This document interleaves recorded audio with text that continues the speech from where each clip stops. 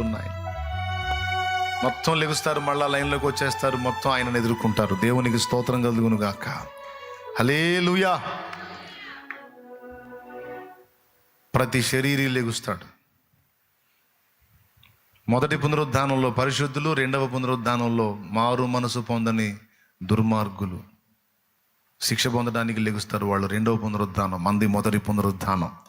మారు మనసు పొంది పాప క్షమాపణ నిమిత్తం బాప్తిస్మం పొంది చచ్చేదాకా యేసునందు విశ్వాసమును వదిలిపెట్టకుండా నిలబడి ఉన్న వాళ్ళందరికీ రక్షణ గ్యారంటీ. వాళ్ళు మొదటి పునరుద్ధానంలో లేచేది గ్యారంటీ. వారందరినీ గైకొనడానికి యేసు ప్రభు రెండవ రాకడలో రాబోతున్నాడు. ఎంత గొప్ప నిరీక్షణ! అందుకే కట్టెలో కాల్చి బూడిద చేయటమో తీసుకెళ్ళి మట్టిలో పడేయటమో కాకుండా పెట్టెలో పెట్టి ఒక నిధిని భద్రం చేసినట్టు మన శరీరాలు భద్రం చేయటం అనే ప్రక్రియ. అందుకు తెలుసా మీకు ఆ సంగతి?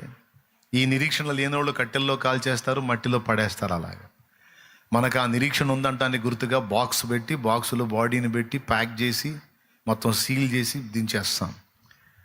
అదేమో ఉంటుందా ఏంది అని వెటకారాలు చేయొచ్చు, ఉండకపోవచ్చు. అది కూడా ఛిద్రమై ఆ లోపలి బాడీ అంతా కూడా మంటికి మన్న అయిపోవచ్చు. అయినా సరే తిరిగి లెగుస్తుంది. అయితే పెట్టెలో పెట్టి భూస్థాపన చేసేటప్పుడు మా విశ్వాసము, మా నిరీక్షణను ఎక్స్పోజ్ చేస్తున్నాం. ఏమని?